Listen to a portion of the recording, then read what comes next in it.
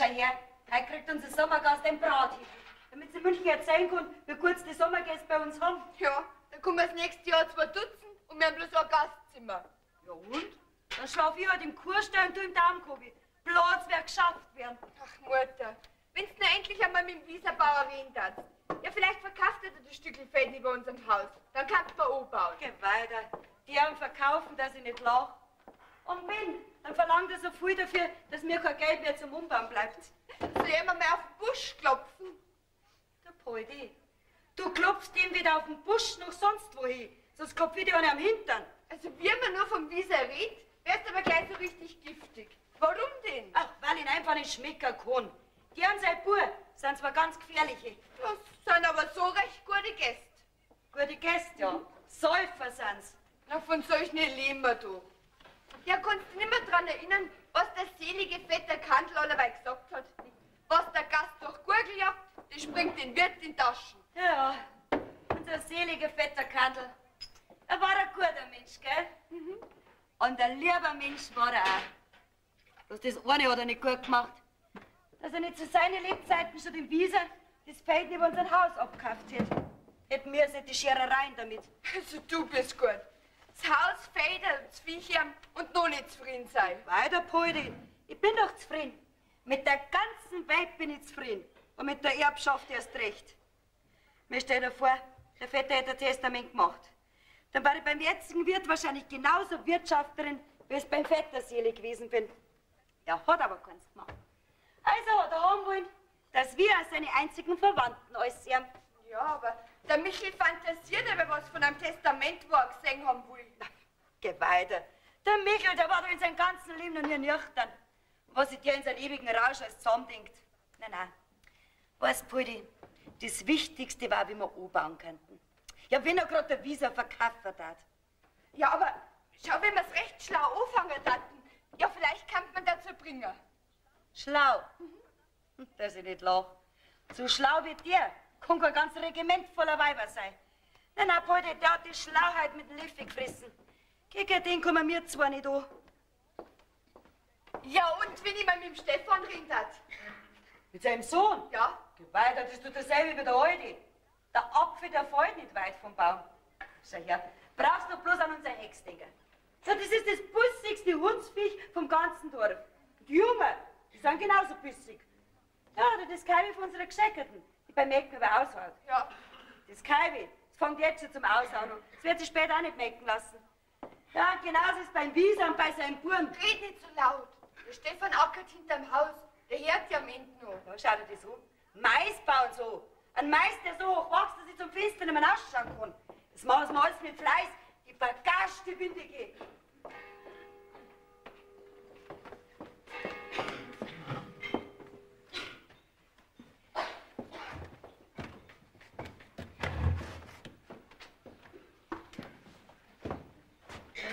Mann, Poldi, fleißig?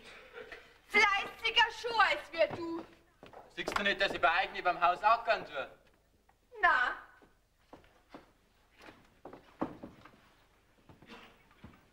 Ja, wenn wir ein bisschen hersitzen zu dir. wir haben ja ein Wirtshaus. Da darf sich jeder hersitzen, der einen Durst hat. Ich hätte aber auch einen Hunger. Saure Würst, ein Essiggurken und einen sauren Pressack kannst du haben. Lauter saure Sachen hast du für mich. Ich hab nicht vor, dir dein Leben zu versüßen. Also, was willst? Ja, dann bringen wir zuerst einmal ein Bier. Gerade habe ich die Flaschen vom Keller raufgetragen. Dass du allerweil so Glück hast. Ja, halber nicht. Da wo ich mir wünsche, da lasst mich das Glück im Stich. Ja. Du bist halt so recht unbescheiden, gell? Ja, und du meinst es ja bloß gut mit mir, gell? Nein. Ich wünsche aber schon was Besseres, als würde ein frisch eingeschenktes Bier. Soll ich dir sagen, was ich mir wünsche? Sauf nicht so viel. Also, was hast du sagen wollen? Jetzt hast du mich ganz aus der Stimmung gebracht. Was? Eine Stimmung hast du auch? Ja, du bist ein ganz ein Feiner, ha? Mein Poldi, ich wollte da... Lass mir mal Ruhe und trink dein Bier. Zuerst hast du gesagt, ich soll nicht trinken, jetzt soll ich wieder trinken, bei was bleibst du jetzt? Mach, was du willst. Na gut.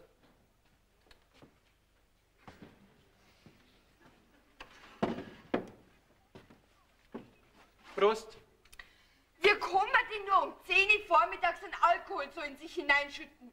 So ein Durst haben wir bloß die Säufer. Trink doch nicht aus Durst. Trink doch aus Liebe. Ja, aus Liebe zum Bier. Na, Poldi, aus Liebe zu dir. Mir jetzt lieb brauchst du keinen Rauschensaufer. Ich seh mir besoffen nicht nur. Das ist für mich nichts Neues. Sag mal, kannst du mich doch nicht verstehen? Keiner schon. Aber nicht wollen. Ja. Und warum willst du nicht? Au, jetzt hab ich mich gestochen. Und du bist schuld, weißt du, wenn du so dumm fragst. Ich muss mir ja ganz nervös werden. Ach so, nervös mache ich dich. Na gut, sag ich halt nichts mehr. Ja, red nur weiter. Aber Antwort darfst keine von mir verlangen. Ja, dann schenken wir nochmal nach.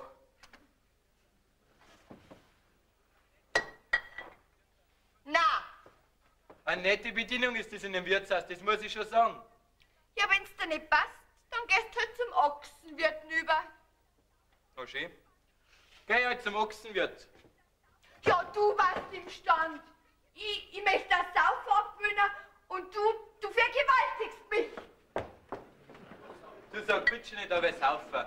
Weil zwischen Trinker und Saufen ist ein großer Unterschied. Was denn für einer? Naja, trinkt man aus Durst, dann sagt man Trinker. Trinkt man aber, sagen wir mal, aus unglücklicher Liebe, dann sagt man betäuben. Ja, wenn man jetzt aber keinen Durst und keine unglückliche Liebe hat und trinkt trotzdem, dann erst sagt man saufen. So. Und du trinkst aus Gewohnheit. Und wie sagt man da dazu? Und jetzt sagst du mir sofort, was gegen mich hast. Gar nichts habe ich gegen die. Aber, ja, die Jungen von der Hex sind genauso bissig wie sie. Ja, und das Kaiwi von der Scheckerten, das ist halt schon so störrisch, dass wenn man es merken will, das aushauen wird. So, das habe ich gegen die. Jetzt war's das. Aha. Das hab ich mir gleich gedacht, dass du da bist. Weil der Pflug so allein am Feld steht. Was war er denn? Hey, Stefan, wach auf! Was hast du denn? Ja, die Poldi ist da gerade rausgerannt. Deswegen braucht man doch keinen Starrkampf kriegen. Ja, die Poldi. Das ist ein liebes Mädel, gell? Ja, das schon. Aber mir scheint, sie spinnt. Schon denn das? Ja, was die für einen Unsinn zusammenredet. Das kommt bei der jungen Dirtel manchmal vor. Besser, sie rennen Unsinn, als sie rennen gut gescheit daher, weißt du? Sag einmal, Stefan, hast du schon rausgehört, ob die Kandelwirtin das Feld nicht mit ihrem Haus kaufen möchte? Nein, du, da war noch keine Gelegenheit dazu. Direkt fragen dürfen wir es nicht, sonst druckt es den Preis, weißt du?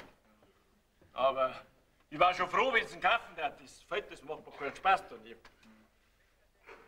War schon gut, wenn es zupacken hat. Ja, wenn du das nicht direkt fragen willst, dann musst du halt recht schlau drum rumreden. Vielleicht sagst du dann was. Schlau. Bei der hilft das ganze Schlausein gar nichts.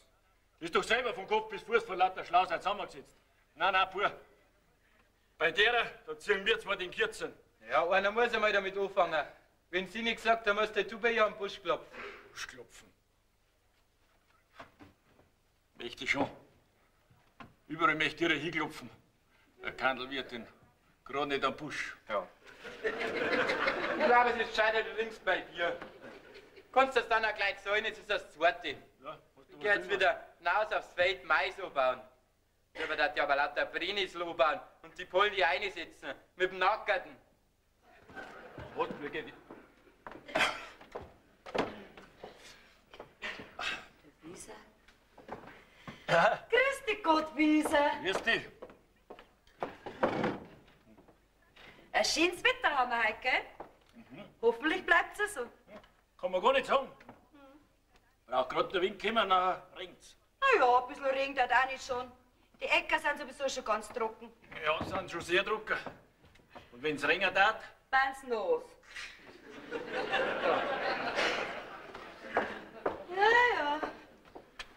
Ja. ja. Na, und was gibt's denn sonst Neues? Ich wüsste nix. Weißt du was?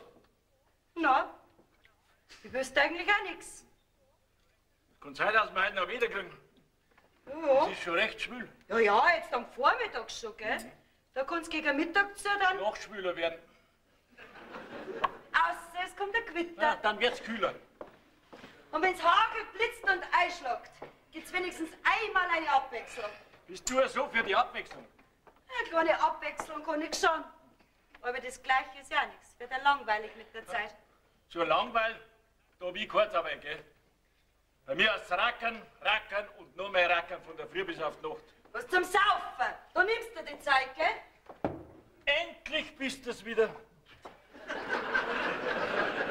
Vorhin warst du so freundlich zu mir, dass ich schon geglaubt hab, die haben's vertauscht. Was willst du denn damit sagen? Naja, ich mein nur, ich bin das Freundlichsein von dir nicht so gewohnt. Wie beißt du mir gleich um wie ein gereizter Dackel? Was? Mit einem Hund vergleichst du mich? Jawohl, am liebsten war der Hund, dann darf ich dir dein Nasen abbeißen. Du unverschämter Mensch, du Ausgeschamter, du! Unangenehmer Kerl, du! Martha, Martha, du entschwandest. Und das war einmal meine Jugendliebe. Wie die Zeit verändert. Hey. Grüß dich, Wiesenbauer. Michi, grüß dich. Jetzt ist 10. Jetzt kriege ich wieder ein Maß Bier, gell? Du, Michael. Schenk mir auch noch halb ein. Mach da. Die Wirtin ist nicht da. Was, die Wirtin ist nicht da? Ja. Da ist ein Enzian auch noch fertig.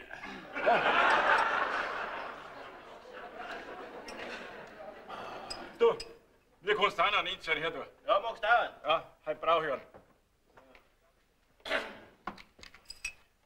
Die Wirtin, glaube ich, wird nicht so bald kommen. Was nicht so bald kommen? Da ist noch ein Enzian fertig. Da siehst du das, Wieser. Wie ich um meine Lebensrechte kämpfen muss. Wieso denn das? Ja, ich krieg bloß alle 2 Stunden einen Schluck zum Trinken. Und das bei der Hitze. Ja, wo ich ja so einen Durst hab. Dankeschön. Also. Wie der Kantin so ausgemacht, Prost. Prost.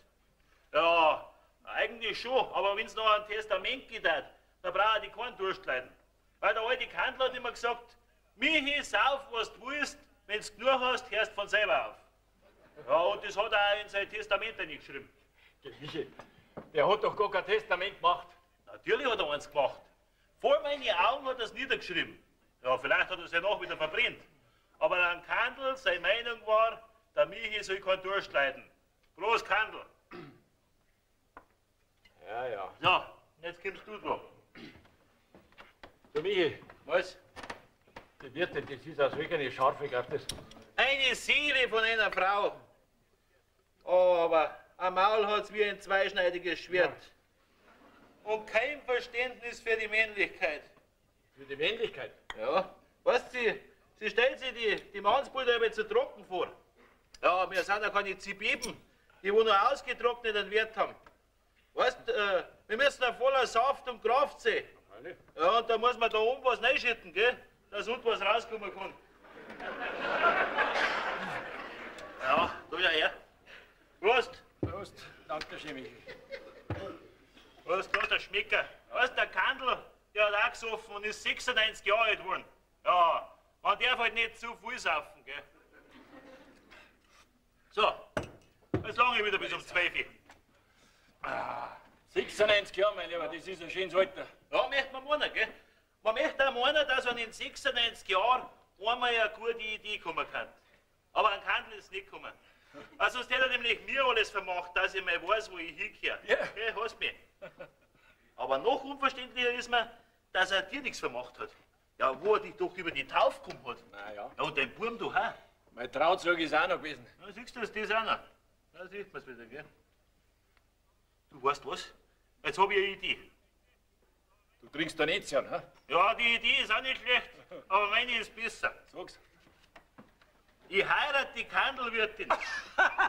Geh weiter. Michi, Was denn? du heiratst die Kandelwirtin. Ausgerechnet du, die feste junge Wirtin. Ja, warum denn nicht? Sie ist ja nur eine Witwe, aber ich bin noch ein Jüngling, gell? Ja, ja, mein Lieber. Da sind schon noch andere da, die sie lieber hat als die. Ja, Jünglinge. Na, vielleicht Wittiber. Gell, die werden sich da nicht so einen abgenutzten Wirt übernehmen. Gell? Wenn es noch einen fast ungebrauchten Jüngling kriegen kann. Nein, ich trinke jetzt nur einen Enzian und dann frage ich es, gell? Ja, Michael! Ja, was tust denn du da? Ja, saufen, das siehst du doch. Ein Enzian gibt's erst, wenn alles gemacht ist. Schau, dass du da runterkommst. Du siehst das. Den ganzen Tag rackern und nichts zum Trinken kriegen. Das ist er hin. Du Wirtin, ich müsste dir was fragen. Ja, aber schnell, ich hab keine Zeit. Ja, schnell geht das nicht. Da muss ich erst überlegen. Ja, da haben wir jetzt keine Zeit dazu. Was ist so? Schau ausgemisst, gefordert und gemolken? Nein, Ja, dann geh, es ist allerhöchste Zeit. es ist aber ganz was Wichtiges, was ich dich fragen müsste. Du, wichtig ist jetzt das Viech und nicht ich. Jetzt geh weiter. Du bist eine Seele von einer Frau. Aber für die Jünglinge hast du kein Verständnis. Jetzt komm wir nicht ganz am Blödsinn und verschwind. Ja, ich darf dir gern von einem Jüngling erzählen, der dich heiraten will. Aber gut, wenn du nichts wissen willst, wirst du das nie erfahren, wer das ist. Ja, komm mal, ich glaub immer, du hast halt schon ein bisschen zu viel getrunken, hä? Mich wundert's nur, dass du keine Hellseherin geworden bist. Und mich wundert's, was du den großen Durst hernimmst. Jetzt am Saufen braucht man doch keinen Durst. Sogar das blöde Viech hört zum Saufen auf, wenn's Gemur hat. Ja, darum heißt's auch das blöde Vieh.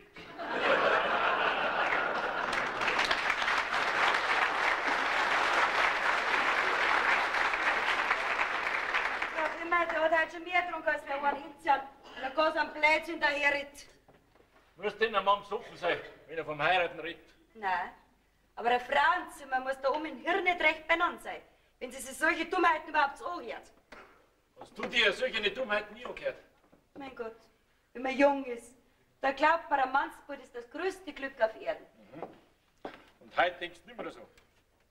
Heute weiß ich, dass nichts Falsches und nichts Schlechtes gibt es wie ein Mannsbild. Rosi, weil wir gerade von den Sachen reden, möchte ich dir sagen, warum es mit uns zwei nicht so hat kommen können, wie wir uns das vorgestellt haben. Du, von alten Geschichten brauchst du nicht mehr zum Reden anfangen. Ich weiß sowieso alles. Das Arm war ich da halt. Die andere hat einen Batzen Geld gehabt. Naja, es ist ja nichts Neues, dass ein armes Mädel von den Burschen zum Narren gehalten wird, bis er einen Abschied kriegt. Weil ein Reiche daherkommt. Vielleicht war es bei mir aber ganz anders. Bei dir. Ja? Ausgerechnet du wirst eine Ausnahme gemacht haben. Mein Gott, heute lache ich ja drüber. Ich bin ja froh, dass es so gekommen ist. Weißt du, Rosi? Sag nicht immer Rosi zu mir! So? Für dich bin ich die Kandelwirtin. So, da bin ich wieder. Ah, Freundin Lisa! Jetzt schauen Sie mal her, was ich für schöne Erdbeeren gefunden habe. Ja, wunderschön, Freundin Lisa. Die kriegen Sie noch gleich als Nachspeise mit Schlagsahne. Und vorher gibt's ein Brothindel, gell? Ja, bin gleich wieder da. Danke, Frau Kandel. Ich setze mich ein bisschen zu Ihnen, Wieserbauer. Aber gern. Wenn es Ihnen recht ist, ja? Aber natürlich. Gut. Ich meine, in so einem sauberen Madel sitzen ist ganz nach meinem Geschmack. Aha. Besonders wenn es so lieb und fein ist wie Sie. Ja, ja, lieb und fein, aber nicht gerade schön. Oh, wie sagt man das? Na, ich bitte Sie. Schauen Sie mal her, der Stein da in meiner Brosche, der schaut doch aus wie ein richtiger Rubin. Warum ist der nicht echt? Na, das ist bloß ein Granat um 5 Mark. Ah, was? Aber ich sage Ihnen, der tut denselben Dienst wie einer um 1000. Und so ist es bei mir auch.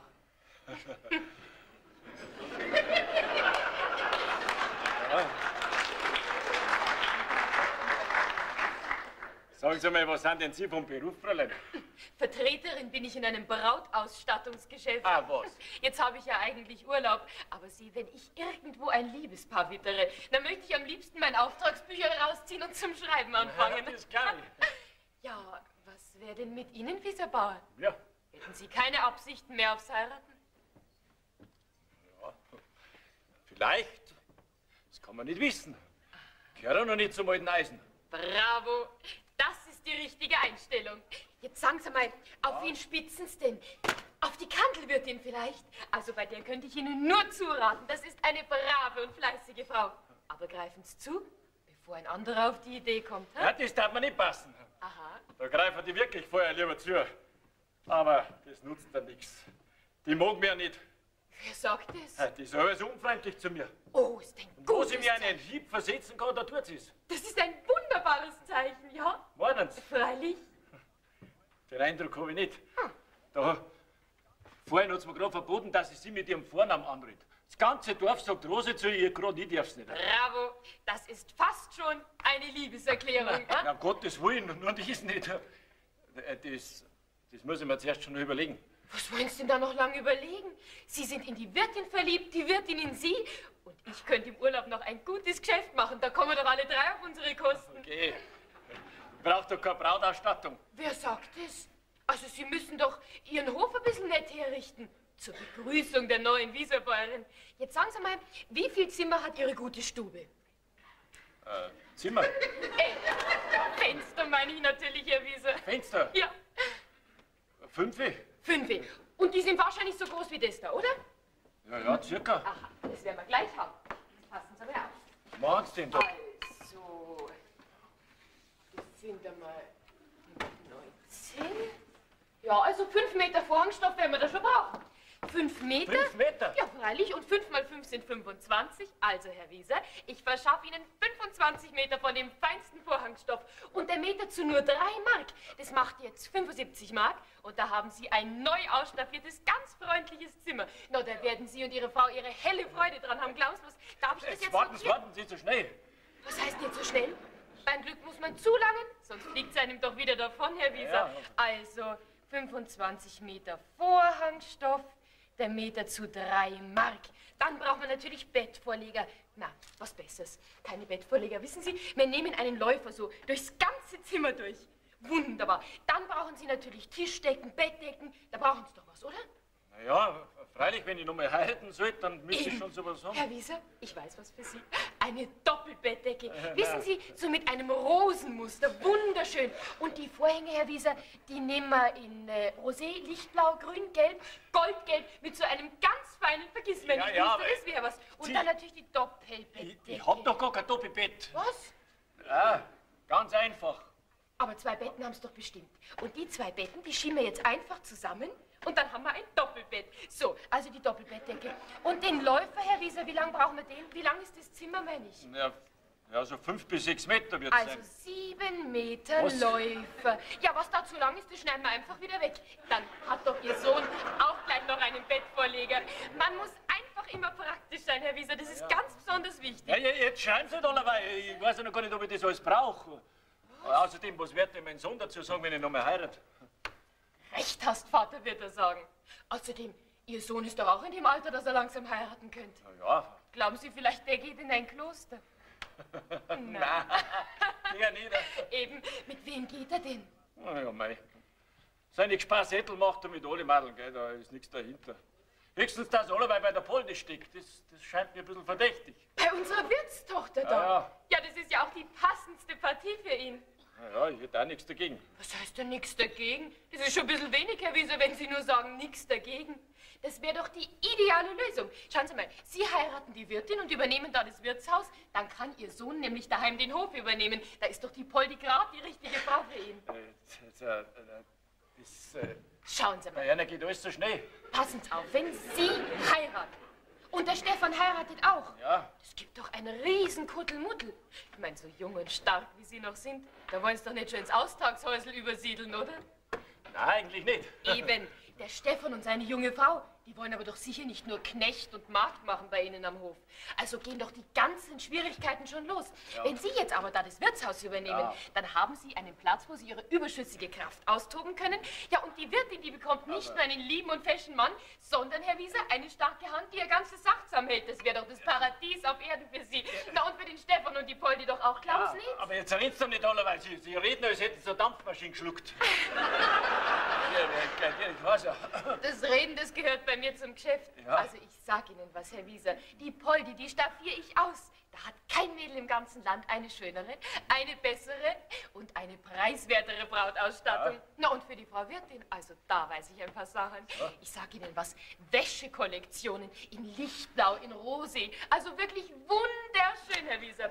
Da können Sie mich jetzt direkt ärgern, dass ich kein Muster dabei habe. Aber wissen Sie was? Sie, Geschäft ist Geschäft. Da schauen Sie mal her, Herr Wieser. Na?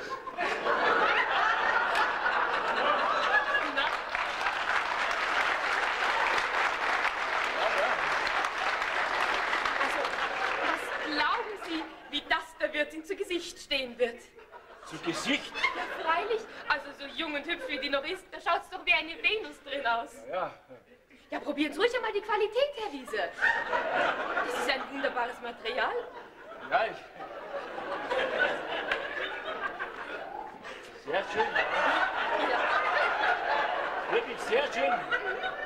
Das kaufe ich. Die ganze Garnitur kostet ja nur 6 Mark, gell? 6 Mark? Ja, freilich. Das ist gar nicht teuer. Was macht's denn ihr da? Prüfe die Qualität. Siehst du? 6 Mark, das ist nicht zu teuer. Und sehr strapazierfähig. Was?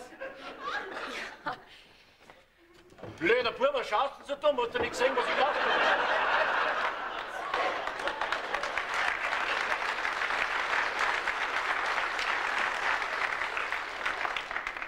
Ja, gesehen schon, aber versteh du es nicht.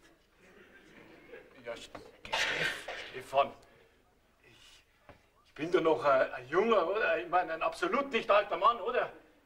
Und sie kostet doch gerade 6 Mark. Ja. Ja, Vater, das schon, aber doch nicht da im Wirtshaus, in der Öffentlichkeit, wo jeder zuschauen kann. Ja, du blöder Kerl, was glaubst denn du? Ich hab doch nicht ich werd doch nicht... Also, das Fräulein Lisa ist doch... Alle Achtung.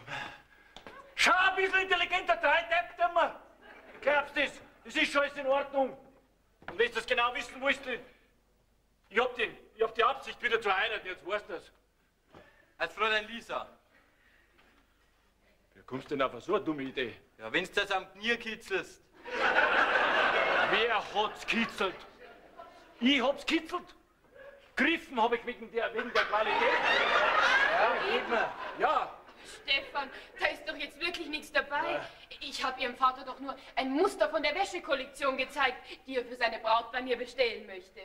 Seine Braut? Ja. Wer ist denn das? Ich hab noch keine. Ja, aber ich krieg schon eine. Ich werde schon eine haben. Die wird schon noch kommen. Pass auf. Und du kannst auch gleich heiraten. Wen denn? Das musst du schon selber wissen. Was machst du denn überhaupt schon wieder im Wirtshaus da? Ja, ich hab schauen, ob du noch da bist und einen Durst hab ich auch. Du kannst das mit meinem halben Bier austrinken. Ich geh heim zum Essen. Ich hab Angst. Da ist mein Zech schon, ja? Halt, Herr Wieser, Sie müssen mir doch meine Bestellung noch unterschreiben, gell? Was, die ganze Litanei da? Ja, da kommen jetzt noch 6 Garnituren dazu. Ja, ich habe noch gar niemanden, den ich in die Garnituren da reinstecken könnte. Aber Herr Wieser, da verlassen Sie sich doch ganz auf mich. Ich verschaffe nicht nur die Brautausstattung, sondern auch die dazugehörige Braut. Na ja, ich möchte ganz gern, aber die mag doch nicht. Also, unterschreiben Sie mir's nach der Verlobung. Also das kann ich ja gern versprechen. Ja, jetzt passen Sie auf, dann machen wir es so. Sie kommen heute Nachmittag, sagen wir so gegen 4 mal her, frisch rasiert, nett hergerichtet, dann halten Sie um die Wirtin an. Ich werde vorher mit ihr reden, da sagt die ganz bestimmt ja. Ja, also. Du misst die Idee nicht.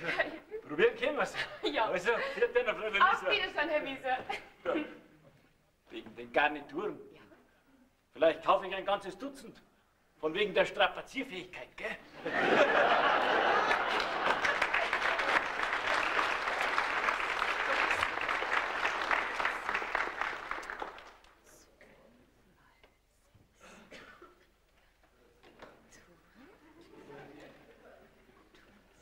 Was haben denn Sie mit meinem Vater für Geheimnisse?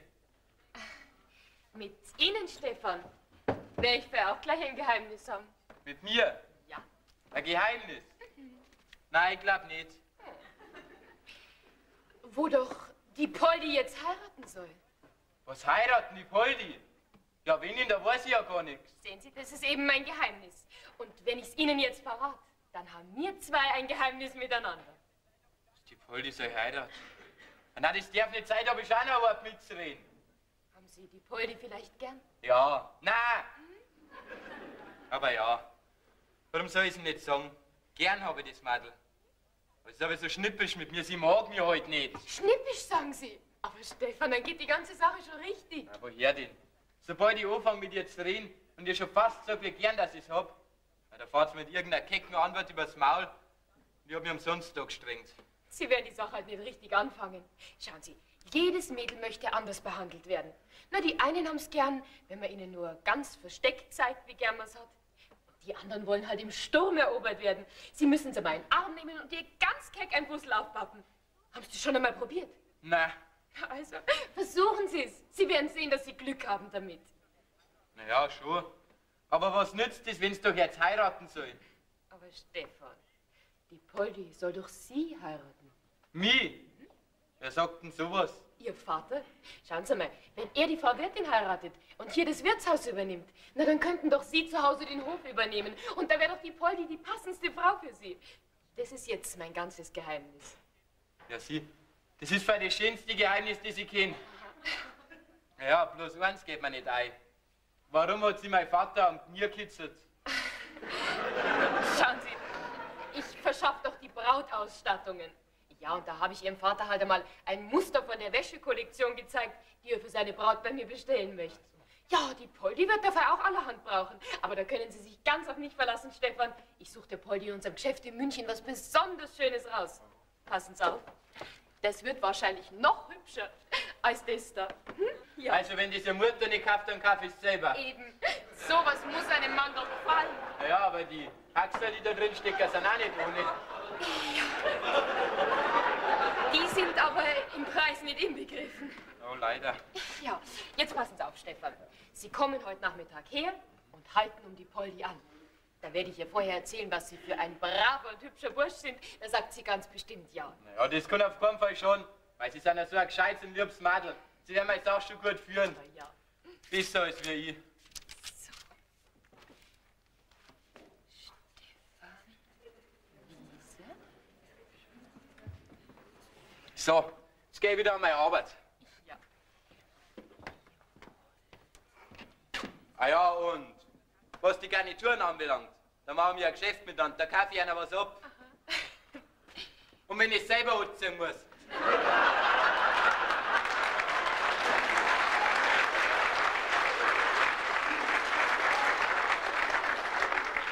Frau Lisa, Ihre Suppe.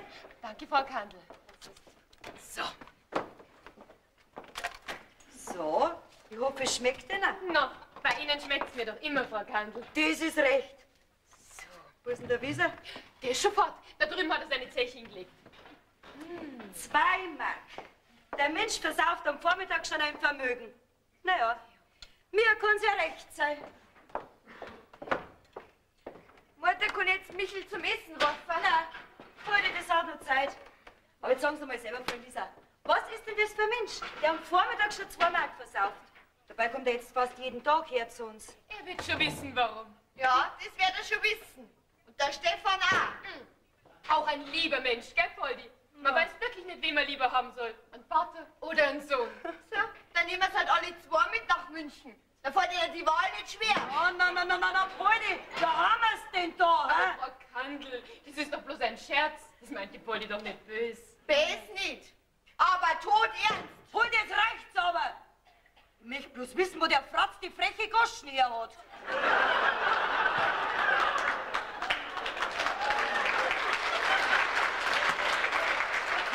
Frau Lisa, von mir hat es bestimmt nicht. Von Ihnen nicht, Frau Kandel. Sie sind doch die Sanftmut in Person. Ja. Bloß mit dem Wieserbauern. Also mit dem sind schon manchmal arg kurz angebunden. Naja, jedem, was ihm gebührt. Habe ich nicht recht? Ja, nach dem Grundsatz darf ich ja ganz gern handeln. Jedem, was ihm gebührt. Wissen Sie, was Ihnen gebühren tät, Frau Kandel? Was denn? Ein lieber Mann, der Sie gern hat und den Sie auch gern haben können. So? Du wüsstest ihm aber keinen. Ich wüsste Ihnen einen lieben, einen Fashionmann, sag ich Ihnen, der würde Sie auf Händen tragen. Also mit dem müssten Sie einfach glücklich werden. Na, Frau Lisa, so eine ist für mich noch nicht geboren. Verrehen's nix.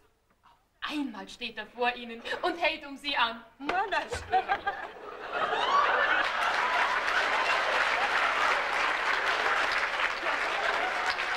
Ja, sag einmal, Michel, was willst denn du da mit deinem Kommunionanziegerl? Na, siehst du das nicht? Ja? Wirtin, Bayerin, Rosi. Ha? Ich mach mir die Ehre und mach dir einen Heiratsantrag. Da schau her. Was? Heiraten willst du? Wie? Vom Wollen ist ja gar keine Rede, ich muss heiraten. Damit ich jemanden hab, der wo sich um mich sorgt. Und der wo mich gut hält. Und ich denk mal, bei einer Alten, da ist man gut gehalten, gell? Was für Alte nennst du mich? Ja, aber recht eine liebe Alte, gell? Geh weiter, jetzt sitzen wir uns daher, dann feiern wir Verlobung, da gibt's was zum Saufen, gell? Ich glaub, du bist ja sowieso schon besoffen. Ach, was? Schau, dass du rauskommst. Was denn? Dann nimm dein Gemüse mit und das eine sag ich dir gleich. Ab jetzt kriegst du bloß noch 3 halbe Bier am Tag. So, dann muss ich bei der Nacht weiter saufen. Sagen Sie mal, Freundin Lisa, haben Sie vielleicht dieses Bierfassel gemeint? Nein, aber der Richtige, der wird bestimmt noch kommen. Freundin Lisa, bevor der kommt, er fällt aus heiteren Himmel ein Blitz und er schlagt ein. Was geht? Eingeschlagen hat's.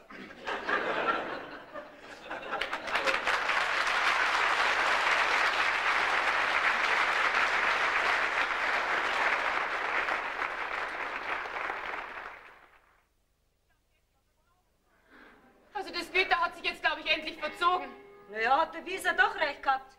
Der hat am Vormittag schon gesagt, dass heute noch Gewitter kommt. Ja, das ist eben ein gescheiter Mann, der Herr Wieser. Und auch ein guter Mensch. Ja, ja, Und ein sehr lieber Mensch. sehr lieb. Und ganz bestimmt sehr tüchtig. Sehr tüchtig. Der ist immer noch auf seinen eigenen Vorteil bedacht. Ja, so muss man sein. Na, Fräulein Lisa, immer nicht. Also der Wieser, der muss einfach jedem sympathisch sein. Er ist mir auch sehr sympathisch. Ich kann ihn bloß nicht rühren. Ja, und der Stefan, also der gerät doch ganz nach ihm. Ja, wie die Jungen der Hex und das Kalb der Kur. Na, was ist denn, hä? Fräulein Lisa, ich glaube, wir können jetzt nicht mehr spazieren gehen. Der Weg ist bestimmt ganz aufgeweicht. Meinen's? Ja, dann lege ich mich ein Stündel in meine Kammer auf und lese was. Können Sie mir vielleicht ein Buch leihen? Buch? Ja. Ja, haben Sie den Kalender schon wieder ausgelesen? Ja. Den habe ich am letzten Regentag von Januar bis Dezember durchgelesen. So was. Haben Sie nicht noch irgendeinen alten? Vielleicht vom vorigen Jahr? Heute haben wir gerade nur. Der selige Vetter Kandler hat ja nie was weggeschmissen. Da hat ihm alles aufgekommen. Hol die. Geh doch mal in die Küche aus. Hinten in der großen Truhe, da müssen noch ein Haufen alte Kalender sein. Suchst dann raus und tragst ihn auf Frau Lisa Glaubs Zimmer. Was denn noch alles? Soll ich den Stefan vielleicht auch gleich mitten auftragen? Na, was ist denn? Nix, geh schon. Mein Gott, hat das Mädel eine schlechte Laune. Wie sie ja endlich mal eine Schmier im Fratzen. Frau Kandel. Also ein Mädel, was in dem Alter ist, dass sie schon heiraten kann, der gibt mir doch keine Ohrfeigen mehr.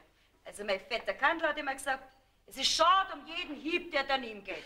Und da hat er recht gehabt. Da war er gescheiter Mann. Naja, heute um Mitternacht ist genau ein Jahr her, dass er gestorben ist. Ist wirklich schade um ihn. Es gehört halt wieder ein Mann da herein. Ja, Frau Lisa, da haben Sie schon recht. Aber ob ich mich mit einem Schwiegersohn vertragen kann? Frau Kandel, Sie sollen doch selber noch einmal heiraten. Ich? Heiraten? Ja, sonst bleibt mir nichts mehr. Warum denn nicht? Ging es zu. Mit 40 Jahren, mit einer ausgewachsenen Tochter. Also wir haben Kundinnen in unserem Geschäft, die sind 10, 20 Jahre älter als Sie. Und gerade die kaufen die schönsten Brautausstattungen. Die werden sie brauchen. Wenn von der Natur nicht mehr viel da ist, dann muss halt eine schöne Ausstattung nachhelfen. Aber bei Ihnen ist doch noch alles da. Also Ihnen hat das Alter von der Schönheit doch nun wirklich nichts runtergebissen. Und wenn man da jetzt noch ein bisschen nachhilft, also mit ein paar schöne Hosen, ein paar schöne Hemden, also da muss sich doch jede Junge hinter Ihnen verstecken.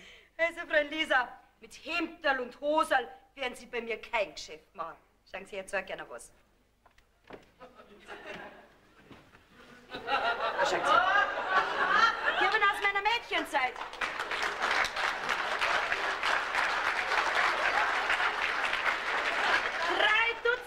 Haben wir damals gekauft davon. Die sind heute noch wie neu. Ja, so was ja. Gutes kriegen sie ja gar nicht mehr. Das ist wirklich eine sehr gute Qualität. Aber jetzt schauen Sie mal daher. Frau Kandel, sowas macht doch schon wesentlich mehr her, finden Sie nicht? Ja. Und das ist bei angenehm anschmiegsam.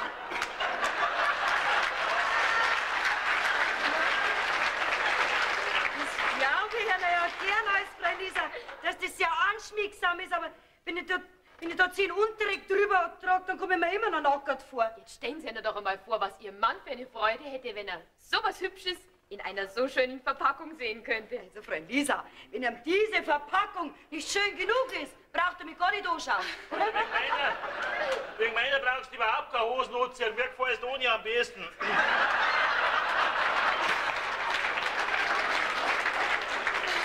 Sag einmal, was tust denn du da?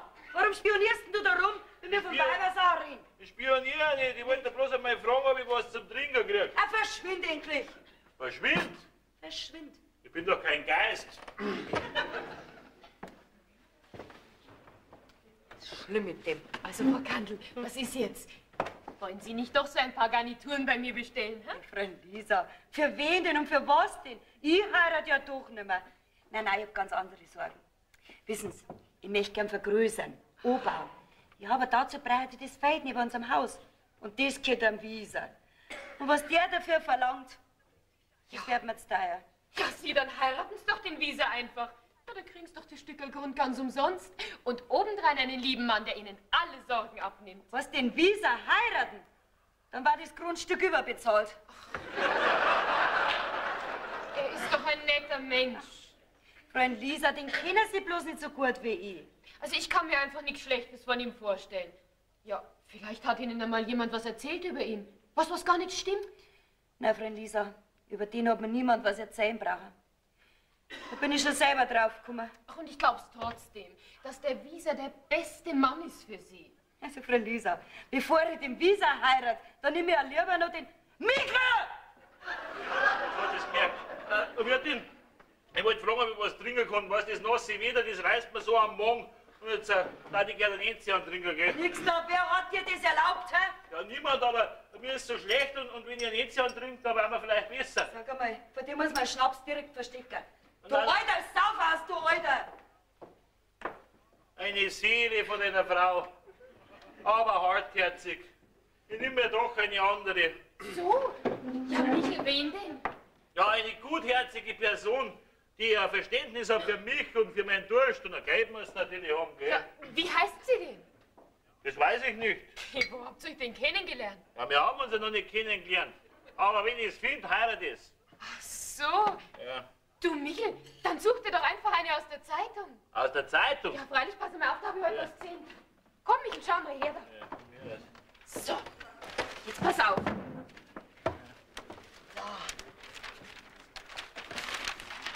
Da, du 2 Spalten und lauter Heiratslustige. Ja, das wäre vielleicht eine Möglichkeit, dass ich so eine Heiratslustige finde. Dann machen wir eine lustige Heirat, gell? Ja, aber was muss ich da machen? Also das ist jetzt ganz einfach. Da suchst du dir zuerst eine Anzeige raus, die dir zusagt. Aha. Ja. Und dann schreibst du der Betreffenden einen Brief, in dem alles drinsteht, was sie über dich wissen muss. Die braucht doch nicht alles wissen. Das muss sein. Schau, Michel, sie schreibt doch da auch, wer sie ist und was sie hat. Ja, ich habe nichts.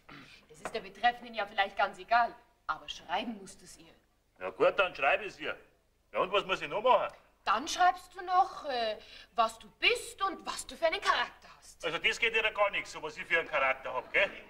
Na ja, aber das ist eigentlich relativ einfach, gell? Ja, dann müsst ihr euch natürlich noch zusammen bestellen, weil ihr wollt sich doch auch kennenlernen. Ja, das ist wieder umständlich. Das muss aber sein. Sie kann doch nicht erst zur Hochzeit herkommen. Ja, warum denn nicht? Wenn du sowieso heiraten will, dann kannst du gleich zur Hochzeit kommen. Ja, dann geht's in einen aufwaschen, heiraten und kennenlernen und Geld kostet auch nicht so viel. Aber Michel, ihr müsst euch vorher kennenlernen. Du, das ist doch auch für dich besser, dass du weißt, wie sie ausschaut. Hm? Das ist mir gleich, wie die ausschaut. Wichtig ist, dass ich es gut habe bei ihr und dass ich was zum Trinken krieg. Michel, Ja? du bist ein Egoist. Nein, ich bin ein Knecht. Aber schauen Sie, Fräulein Wieser, so als Knecht, da hängt man doch ewig in der Luft. Man weiß nicht, wo man hingehört. Und jeder Windstoß kann einen wegfegen. Michel, ich wünsch das doch auch, dass du einen Platz halt findest, wo du hingehörst und wo du bleiben kannst. Das wünsche ich mir schon lang. Wissen Sie was, Fräulein Lisa? Jetzt gehe ich zum Kramen über und hol mir ein Schreibpapier und einen Briefmarken und dann schreibe ich ihr, gell? Ja. Oder wollen Sie mich vielleicht heiraten, dann brauche ich nicht schreiben. Bin leider schon vergeben, Michel. Leider. Ja, muss ich halt doch schreiben. Aber geheiratet wird. Also die Kandelwirte, die soll noch weinen um ihren Jüngling, gell? Ach ja, wenn die Wirtin nur genauso gern heiraten tät wie der Michel, könnte ich ein gutes Geschäft machen.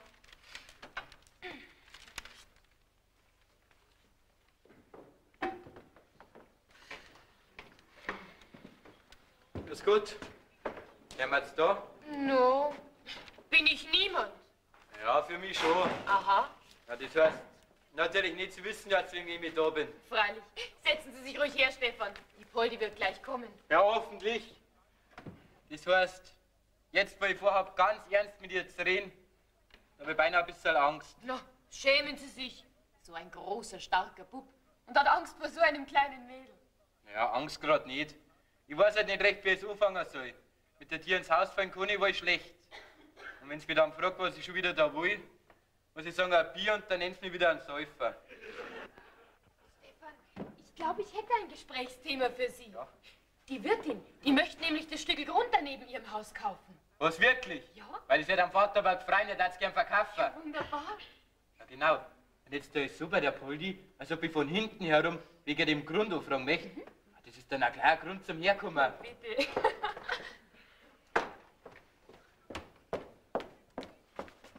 So, da haben's.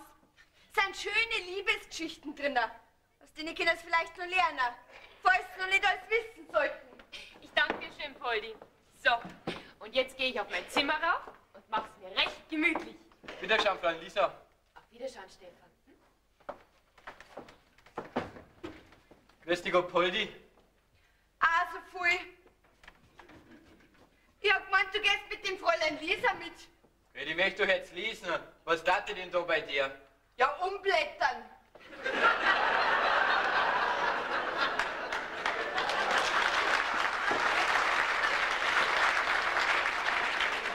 Oder Beuteln anschauen. Du schaust ja überhaupt recht gern schöne Sachen, okay? Ja, freilich. Darum schaue ich ja die so oft an. Spar dir deine Komplimente, sowas hätte ich nicht gern. Magst du ein Bier? Wenn du zwar nicht wegen den Beuteln anschauen gekommen bist, dann doch mal wegen dem Saufen. Na du, ich hab was Geschäftliches zum Reden. So. Ja, dann kann ich dir ja die Mutter schicken. Na, du bleib da. Ich möchte lieber zuerst mit dir drüber reden. Mit mir. Über was Geschäftliches. Ich mache aber mit dir keine Geschäfte. Aber mir scheint, du bist halt schlecht aufgelegt. Ich? Schlecht? Na, so gut wie heute war überhaupt noch nie aufgelegt. Zeit habe ich aber keine. Bleib halt da, Poldi. Es handelt sich um den Grund neben euch. Willst du Wieserbauer verkaufen? Ja, entweder verpachten oder verkaufen. Ja. Der stornige Grund ist nicht viel wert. Stornig? Das ist der beste Ackerbund, den es gibt. Ja, da gibt's aber schon viel bessere. Ja, und dann so direkt neben der Straße, wo jeden Augenblick ein Fuhrwerk reinfährt und alles ruiniert. Nein, da kannst du nicht viel dafür verlangen. Ja, der Ochsenwirt bietet aber eine schöne Stange Geld dafür. Wieso der Ochsenwirt? Ja, du, ich glaub, der möchte ein Gästehaus drauf bauen für seine Sommerfrischler. Der Ochsenwirt. Und ausgerechnet über uns. Ja, du, ausgerechnet neben euch. Weißt du was? Dann gehst du zum Ochsenwirt geschäftlich reden. Aber nicht zu mir. Jetzt bleib halt da. Ich hab mir gedacht, ich rede zuerst mit dir drüber. Ob der Mutter den Grund nicht selber brauchen kann, weil dann weiß man schon lieber ihr dazu kriegen. Dann redst du mit der Mutter. Aber mir lass mal Ruhe. Ich hätte da noch was anderes mit dir zum Reden. Aber du musst mir aufmerksam zuhören. Mein Gott, was denn noch? Ja, ich hab das versteckt schon oft gesagt. Aber du hast mich nicht verstanden. Ich hab das schon beinahe frei eingestanden. Hast du auch nicht verstanden? Vielleicht verstehst du mich ja so. Und ich hab dir versteckt schon oft genug gesagt, dass ich so einen falschen Kerl wie dich nicht mag. Aber du hast mich nicht verstanden. Keine Sommerfrischlerin lässt in Ruhe. Und darum mag ich dich nicht. Das habe ich dir schon oft genug gesagt. Aber du hast mich noch nicht verstanden. Vielleicht verstehst du das so? Du Luftknabe! Ja, jetzt habe ich dich verstanden. Dann kann ich ja gehen. Ja, der Stefan ist auch da. Du, ich heirate jetzt den Stefan. Was tust denn du, hä? Ja, das nicht im Leben nicht und schon gleich gar nicht. Ja, wo hat er denn? Naja, da werden wir mal schauen, ob wir einen finden da drinnen. Naja. Also. Wie hat der alte Kant immer gesagt? Bei einer Alten ist man gut gehalten und bei einer Jungen ist gut gesprungen. Ja, wer die Wahl hat, hat die Qual. Ja, sag einmal, Michael, hast denn du gar keine andere Arbeit als wir Zeitung lesen, hä? Ja, nach dem Wetter kann ich doch nicht raus aufs Feld. Ich hab mir gedacht, ich mache jetzt einmal eine Pause und morgen in der Früh stehe ich früher auf und dann mache ich es groß, gell? Ja, hast du bedingt. Naja, wenn kein Mannsbald im Haus ist, der an die Dienstkleid grad was wollen.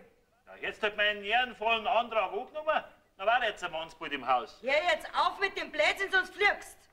Was rausschmeißen willst du mich? Ja. Gut, such einmal eine mit Haus und Hof. Ja, such.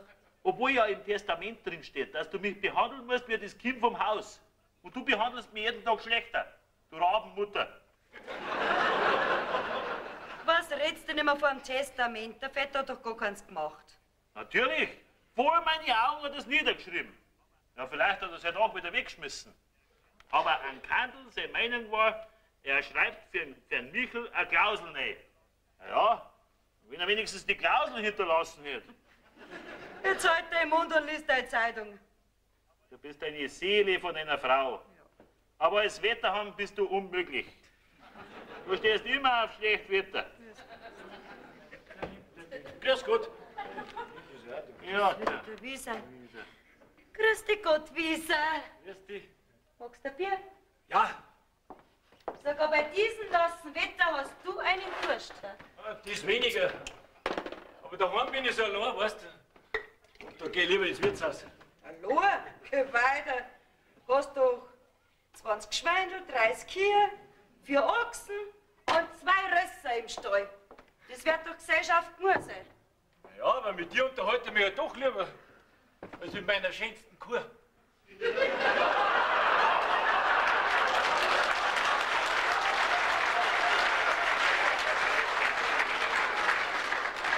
Das ist ja sehr schön, dass ich sogar deine schönste Kuh ausstich. Ja, das tust. Dankeschön für die Ehre, aber ich habe keine Zeit, dass ich mich mit dir unterhalte. Okay, dann warte ein bisschen. Ich hab was Geschäftliches mit dir zu reden. Was Geschäft? Ja. Und was war das? Weißt schon wegen dem Feld. Ah, wegen dem Maisfeld. Ja. Ja und? Was ist damit? Geh weiter, sitz dich her, Ja, ich komme allein sitzen. So.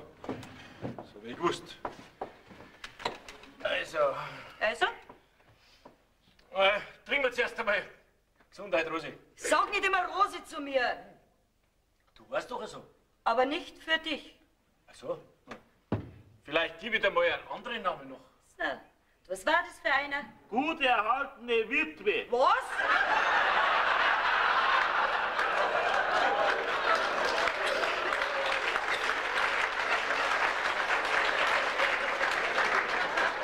Mit Milch. Was?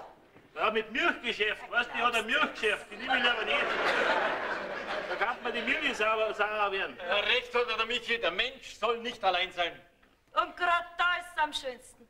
Gerade diejenige, die sowas sagt, die möchte gerne einen Mann. Mit Dampfbetrieb. Was? Mit 10 Pferdestärken. Was? Ja, die hat eine Wäscherei. Die mag ich auch nicht. Also dieser, was ist jetzt mit dem Maisfeld? Ah ja, schau. Das Feld, das macht mir keine rechte Freude. Ich verkauf's. Also so zwischen mir und dem Ochsenwirt liegt. Nein, ich mein, da kann man ja drüber reden. Ich brauch's zwar nicht, also wirklich nicht. Aber wenn ich dir damit einen Gefallen tue, kann ich das vielleicht kaufen. Aus Gefälligkeit brauchst du mir nicht kaufen. Der Ochsenwirt möcht's auch haben. Ah, da schau her! Am Preis müsst ihr aufdrucken. Du möchtest noch mit drucken. Du, bei dir muss man vorsichtig sein. Du bist immer noch auf deinen eigenen Vorteil bedacht. Dann gib mir die Hand. Ja, möchtest du sagen, dass ich Leid ausschmier? Nein, das möchte ich nicht sagen. Ich möchte nur sagen, dass du sehr tüchtig bist in... Hunde dressieren und Schweifstutzen. Was? Da bin ich in die verkehrte Spalten reingekommen. Da geh ich rüber. Voll schlanke Blondine. Wieserbauer, wenn man das liest, da läuft dann das Wasser im Maul zusammen. Du, da weiß ich also schon bald nicht mehr, was mir lieber ist, das volle oder das schlanke. Du, die stell ich mir gut vor. Der Kopf so schlank und alles andere voll. Du, Wieser. Also, was ist jetzt mit dem Maisfeld? Was willst du? Ja, schau. Es ist ja gerade ein Joch, aber es ist ein guter Boden. Sagen wir einmal, Das ist zu viel. ich hab noch gar keinen Preis gesagt. nicht? Aber ich geb nicht her und... 12.000 Mark und einen kleinen Knaben. Mein Gott, jetzt. Ja, die hat 12.000 Mark und einen kleinen Knaben. Der Knabe ist mir zu viel und das Geld ist mir zu wenig. Sei so gut und sei mal stark, ja? Ich schreibe doch der gut erhaltenen Witwe. Ja, schreib aber halt deinen Mund.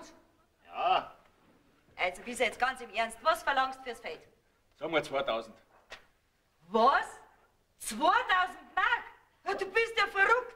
Da Da krieg ich ein Heisel dafür. Ist ja gut. Sagen wir 1950. Zu viel. Du bist der Halsabschneider. Du, das brauche ich mir von dir nicht sagen lassen, gell? Gut, verkaufe ich nicht. Wieso? Ich mach dir einen Vorschlag. 1000 Mark und ein Fassel Bier dazu. Ich hab mir's überlegt, ich verkaufe nicht. 2 Fassel Bier. Nein, ich verkaufe nicht, lass mir mal Ruhe. Mein letztes Wort, 3 Fassel Bier. Ja, glaubst du, du kannst mich mit deinem Gesöff da fangen? Putz deine Fenster damit. Mir brauchst du nicht schenken. Du Luder! Was? Glaubst du das? Warte. Der Fehler, wenn ich dir den Batzen macht. Du Wiese, wie mein Geschäft bloß am Fensterputzen taugt. Warum kommst du denn dann jeden Tag und saufst das? Jeden Tag bist du da. Ja, aber nicht wegen deinem Gesöff. Ah, nicht wegen was dann sonst? Geh, sitz dir noch mal her. Es gibt was Wichtigeres zu reden, als über das Stückelfeld. Komm. Meinst du? Schau, Rosi. Wir kennen uns jetzt schon so lang. Und vor 22 Jahren, da haben wir uns doch einmal ganz gern gesehen, oder? Das habe ich schon lange vergessen. Ich aber nicht. Bloß einmal hast du es vergessen. Wie es die reiche Bruckner da nicht geheiratet hast. Schau, gerade über das möchte ich mit dir reden. Da brauchst du dich nicht anstrengen. Ich weiß sowieso alles. Du weißt aber nicht, warum ich sie geheiratet habe. Ja, wegen dem Geld halt. Ich habe ja nichts gehabt. Die Toni hat auch nicht viel gehabt. Aber Rosi, als Ehrenmann habe ich sie heiraten müssen. Weißt du, damals auf der Kirchweih in Großried, da ist was passiert. Naja, schon auf Zeiten. Wir waren jung und hitzig und das Bier, verdammt. Und der Stefan ist halt auch kein 7-Monats-Kind, wie die anderen alle geglaubt haben. Ja, so war das also. Ja, so war das. Und zwischen uns zwei, da ist ja nicht mehr passiert als ein paar Puzzle, ein paar Unschuldige. Und kennt haben wir uns auch nicht so lang. 4 Monate und 3 Tage sind wir miteinander gegangen. Und so schöne Sachen hast du mir vorgelungen. Nein, nichts war da lang, Rosi. Du weißt gar nicht, wie leid mir das damals da hat. Aber schau, das ist doch jetzt alles vorbei. Gott sei Dank. Aber es wisst nicht. Wir sind doch nicht so alt. Zum Heiraten meinst du? Nein, danke schön. Das Heiraten, das habe ich probiert. Ich weiß, wie es ist. Und bin nicht mehr weiter neugierig drauf. Tja, aus Neugierde brauchst du mir nicht heiraten. Aber vielleicht, weil du ein bisschen lieb für mich da war, Rosi. Ach, geh weiter. Bin zu alt für so eine Dummheiten. Alt? Eine Frau bist in den besten Jahren. Dazu sauber und tüchtig. Und ich, Rosi, bin doch auch noch ein vollsaftiger Landbewohner, wo ich eigentlich... Vermögenslos und ohne Charakter mit Lotteriegewinn in Aussicht sucht Frau zur Heirat. Komm ich sofort. Was soll ich denn noch schreien? Das ist mir wurscht, ja auf mit dem Blödsinn. Dann was Gescheites tun. Aber was Gescheites, wir heiraten, gibt's ja gar nicht. Michael schaut nach, was die Blässe macht. Weißt, die wird heute zum Kalm kommen, sie kalbt immer ein bisschen hart und da habe ich Angst um sie. Die Blässe ist ganz ruhig, aber vorhin gerade draußen. Aber ich hab keine Ruhe, jetzt geh hinaus und schau nach. Ja, ich möchte doch meinen Brief noch fertig Und schreiben. ich möchte, dass du jetzt rausgehst. Geh zu, sonst war ich der Fiers. Fiers? Hab ich doch. Laubfiers.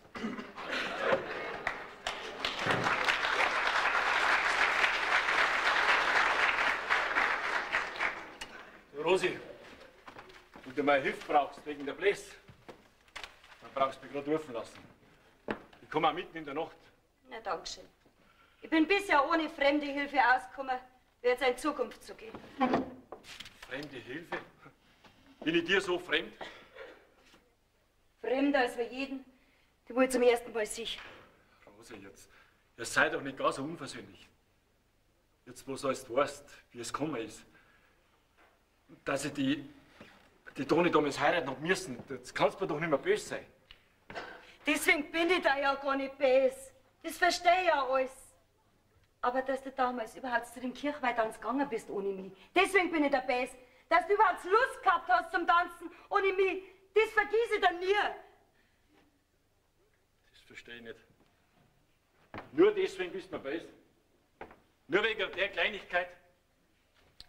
Ja, Denn diese Kleinigkeit, die sagt mir, dass du mich nie so gern gehabt hast, wie du mir mal erzählt hast. Und diese Kleinigkeit, die hat mir mein ganzes Leben vergiftet. Keinem Menschen kann ich mehr was glauben. Die Freundlichkeit, die halte ich bloß für Heuchelei.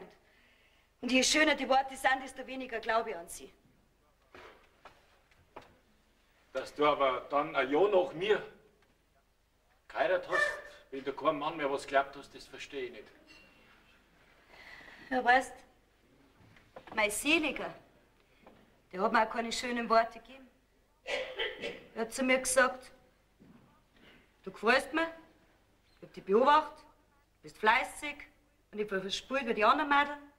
Wenn du willst, heirate ich dich. Aber das eine sage ich dir gleich. Rumposieren um die Frauenzimmer, weil sie es so gern haben, das kann ich nicht.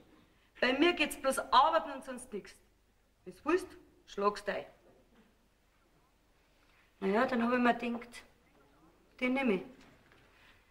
Mein Gott, arbeiten tue ich gern und so hat wenigstens mein Leben einen Sinn. Rosi, du gefällst mir allerweil besser. Und ich mir allerweil weniger. Und wenn du mir jetzt die Gelegenheit gibst, dass ich das wieder gut mache, dann freue ich mich mein ganzes Leben nicht mehr. Rosi. Du kannst mir einen Gefallen tun. Indem du aus meinem Haus gehst und nie mehr kommst. Für dich. Das kannst du von mir nicht verlangen. Ja, sag einmal, was ist denn auf einmal reingefahren in die? Jeden Tag kommst du her, saufst ein paar halbe Bier, sagst ein paar Unfreundlichkeiten und gehst wieder. Und heute machst du mir auf einmal einen Antrag. Der Krug geht halt so lange zum Brunnen, bis er bricht. So ist es bei mir auch. Aber du brauchst mir nicht gleich fressen. Sonst könnte man nämlich mein Antrag leiten. Wegen mir brauchst du nicht zum Brunnen gehen und wegen mir brauchst du nicht brechen.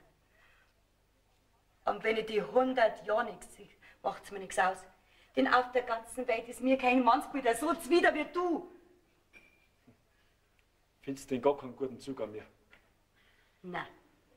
Da kann ich suchen von unten bis oben, von oben bis unten. Ich kann keinen finden. Und jetzt geh ich hin, wo der Pfeffer wächst und lass mir endlich mal Ruhe. Gut. Gut ist. Geh schon. Komm auch nicht mehr. Wenn du mir auf die Knie bettelst, komm ich nicht mehr. Und wenn das Wasser bis zum Hals steht, ich komm nicht mehr und zieh dich raus. Fertig. Und dem Fräulein Lisa kannst du sagen, mit dem Vorhangstoff wird's nichts. Und mit Hemdern und Hosen noch weniger. Und in die Doppelbettdecken, da kann sie sich selber drin einwickeln, solange bis sie sich ihre guten Ratschläge rausgeschwitzt hat. Fertig.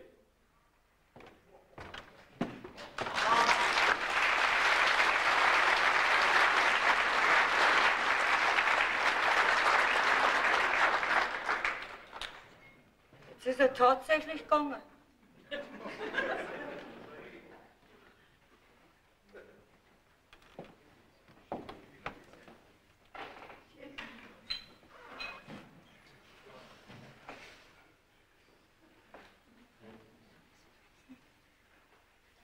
Gott, wenn er vielleicht noch ein bisschen Geduld gehabt hätte, hätte es mir vielleicht doch noch anders überlegt. Von mir aus, wenn er es nicht anders haben will, so er doch. Mein Gott.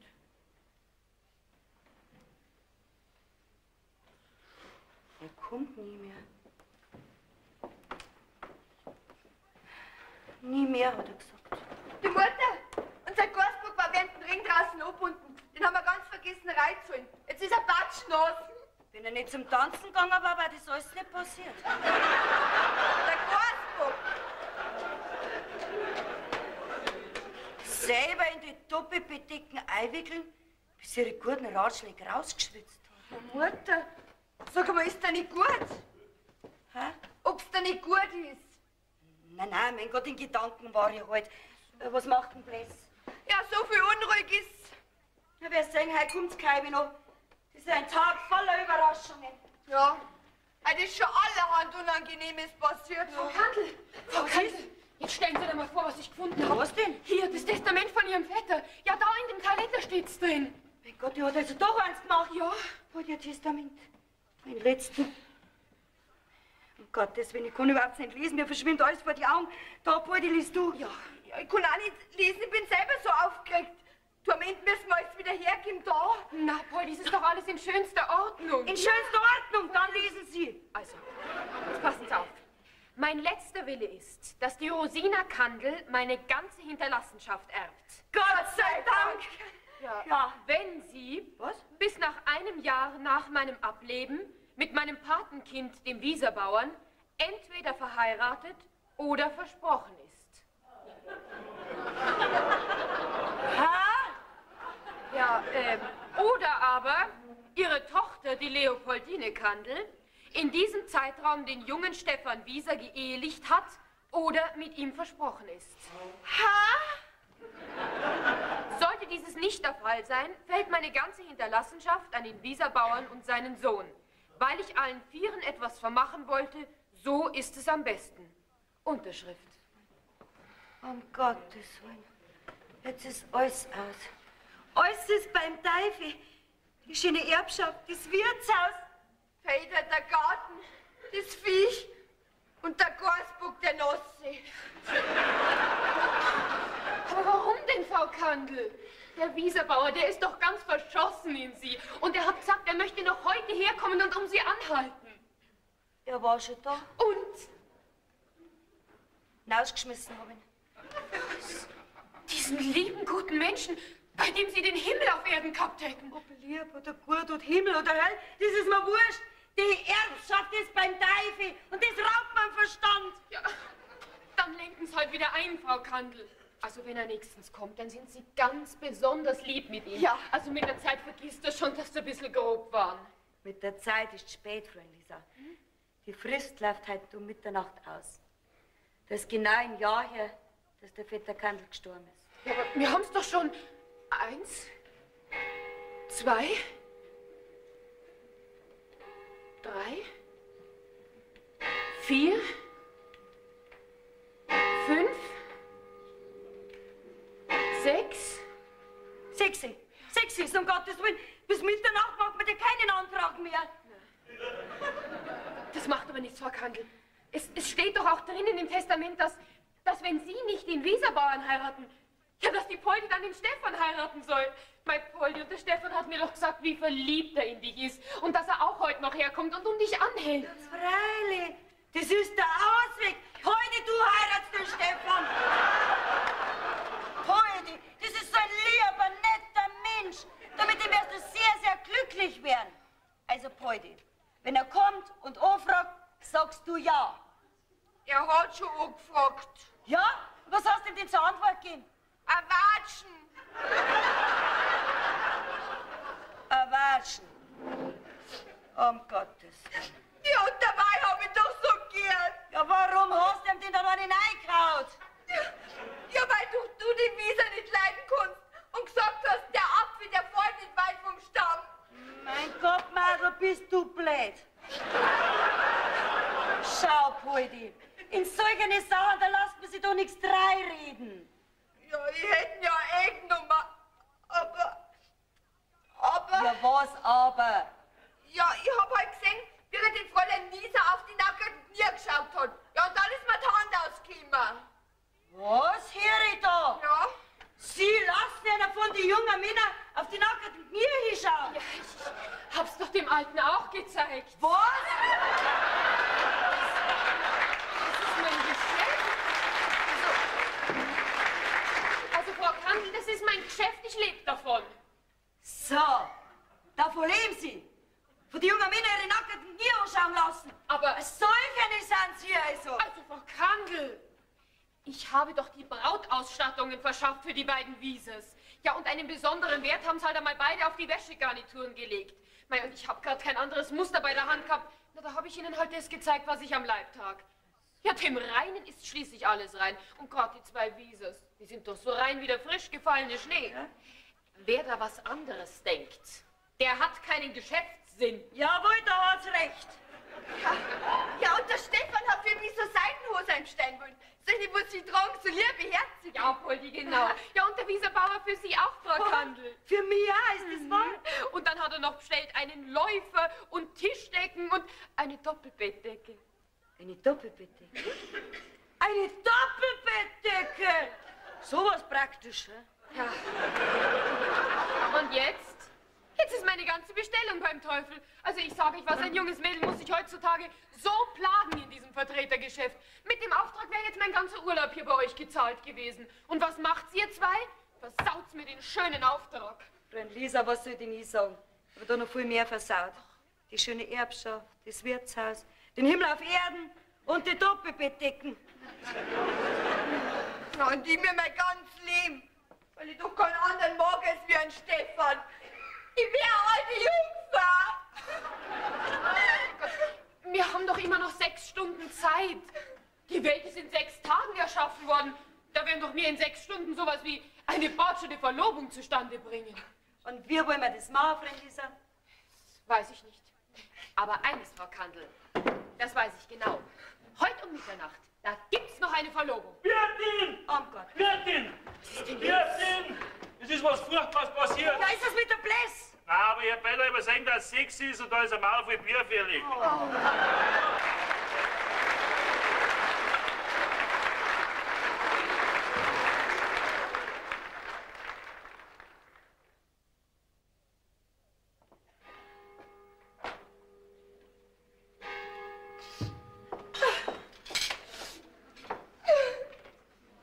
Mein Poldi, jetzt wein halt nicht die ganze Zeit.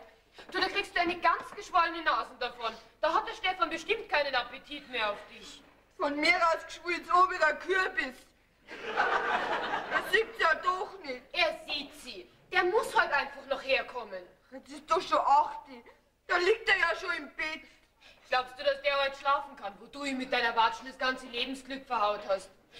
Jetzt war ich schon 3-mal beim Ochsenwirt drüben. Glaubst du, die beiden Wiesers wären da? Du stell dir vor, Poldi, 5-mal bin ich in der Zwischenzeit schon zum Wieserhof rübergegangen. Das ist wie verhext. Die zwei sind einfach nicht zum Finden. Vielleicht sind sie ausgewandert. Poldi. Schau mal, wir haben immer noch 4 Stunden Zeit. Da kann noch allerhand passieren. Wenn ich nur wüsste, was. Ja, wenn ihr noch nichts einfällt, mir fällt ganz bestimmt nichts ein. Doch, Poldi. Du, ich glaube, ich habe eine Idee. Was denn? Du darfst mir aber nicht wieder eifersüchtig sein, gell? Na, du weißt ja schon, dass das mit dem Knie ganz anders war, als wir gemeint haben. Jetzt pass mal auf, Poldi. Ja. Der Stefan, der kommt heute noch zu mir zum Fenstern. So, dann reiß ich ihm die Ohrwascheln aus und er noch auch. Poldi, das ist doch kein richtiges Fenstern. Ich tu nur ein bisschen mit ihm kokettieren. Na, und er wird sein wie alle Mannsbilder und wird dich eifersüchtig machen wollen. Das gehört bei einem Mann einfach dazu. Wenn er bei einem Mädel abgefahren ist, versucht er auf jede erdenkliche Weise, sie recht zu ärgern. Zumindest, wenn er sie sehr, sehr gern hat. Ja, glaubst du wirklich, dass er mich gern hat? Das ist sicher. Du, mit so kleinen Seitensprüngen, die die Männer vortäuschen, hat sich schon mancher sein Mädel erobert. Da wird der Stefan auch anbeißen. Ja, schon. Aber wie kann er den anbeißen, wenn er nicht zum Finden ist? Ja, dann muss halt ein Wunder geschehen. Du, wir haben immer noch 3,5 Stunden Zeit. Ja, aber wissen Sie, auf Wunder verlasse ich mich für nicht so gern. Ja, wissen Sie nichts, was sicherer ist? Nein. So, und weißt du was? Ja. Ich gehe jetzt zum Wiesenhof rüber. Und wenn ich da ein Fenster einschlagen müsste, aber rein, komm ich. Ja, schlag's alle Fenster ein. Geh weiter. Nimm das warme Wasser, trag's der Michel in den Stollen aus. Da soll der Bläs warme Umschläge machen. Ja, ich brauche da warme Umschläge. Aber aufs Herz. Mein Gott, zu dem ganzen Ärger ist die Aufregung mit der Bläs. Setzen Sie sich erst einmal daher, Frau Kandel, und tun Sie sich ein bisschen ausruhen. Ich gehe jetzt einmal zum Wieserhof rüber und schaue, ob ich nicht den Stefan herlocken kann. Frau Lisa, Ja. wenn Sie Gott locken können, lockerst doch den Alten auch gleich mit.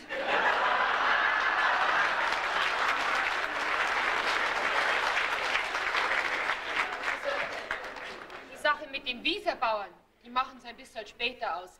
Wichtig ist doch, dass vor Mitternacht die beiden jungen Leute versprochen sind. Sie haben dann immer noch Zeit und können langsam und gemütlich Den den... verfahrenen Karren aus dem Dreck ziehen, Mannes. So ist's. So, jetzt gehe ich rüber und schau, was ich da ausrichten kann. Frau Lisa, warten Sie mal. Ja. Jetzt passen Sie mal auf. wenn die Poldi und der Stefan heiraten, ja, dann ist doch der Wille vom Vetter Kandel erfüllt. Ja, dann braucht ich mich doch gar nicht mehr opfern. Frau Kandel, Hand aufs Herz. Wäre das wirklich ein so großes Opfer, wenn Sie den Wieserbauern heiraten müssten? Naja, ein Opfer gerade nicht. Eher dann schon. Eher schon. Das Gegenteil, aber... Aber? Mein Gott, wenn ich nicht so eine großmächtige Wut auf ihn hab, dann darf ich fast sagen, ich hab ihn gern. Er war doch schließlich meine erste Liebe. Ja, ja. Und alte Liebe, die rostet bekanntlich nicht. Sagt mal, ja. So, ich gehe jetzt rüber zum Wieserhof und schau, was ich da ausrichten kann. Mutter, du Was musst ist denn? da! Du, die bläst, die wird ja beunruhiger. Jetzt kannst du nicht mehr lang dauern, meint der Michel. Um Gottes Willen, er wäre selber auch noch in den Stollen ausgehen müssen. Ich sag dir was, Poldi, die Nacht vergiss ich mein ganzes Leben nicht. Ja, ja nicht. Achtung! Was denn? Achtung! Frau Kandel, Freudi, der Stefan kommt gerade vom Bachgrund Der raus. Stefan kommt. Also entweder geht er jetzt zum Ochsenwirt oder er geht nach Hause. Auf jeden Fall muss er da bei uns vorbei. Den locke ich jetzt hier in die Stube rein und wenn ich Gewalt anwenden müsste. Ja. Jawohl, wenden's. Ja, ja, verschwindet. Ja, wir verschwinden. Halt, Poldi, jetzt pass mal auf. Wenn ich da so mit die Schnapsglasel zusammenhau, ja? Also so irgendwie, dann kommst du rein. Dann habe ich mit Stefan geredet, habe ihn gut vorbereitet, dass du deine Sache weiterführen kannst, ja? Poldi, mein liebes Kind, mein gutes Kind. Poldi, mach deine Sache gut. Denk an deine arme Mama, gell? Wenn nicht, Poldi, dann schmier ich da eine Haspi.